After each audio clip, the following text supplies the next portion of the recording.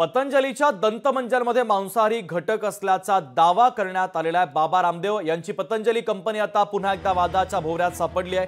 पतंजली दंतमंजनमध्ये मांसाहारी घटक असल्याचा दावा करण्यात आलेला आहे। वकील यतीन शर्मा यांनी दिल्ली हायकोर्टामध्ये याचिका केली। पतंजली दिव्य दंतमंजनवर 2023 पर्यंत शाकाहार म्हणून हिरवं लेबल असायचं, मात्र 2024 मध्ये शाकाहारासाठी असलेलं हिरवं लेबल काढून टाकण्यात आल्याचा दावा देखील करण्यात आलेला आहे।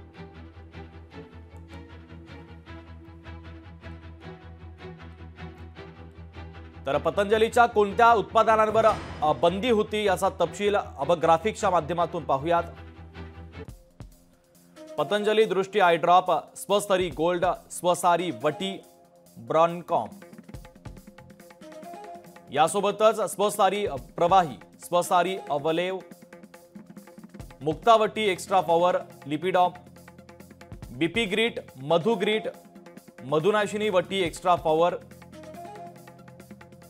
लिवमृत advance, Livo grit, eye grit gold, पतंजलीच्या या उत्पादनांवर बंदी होती।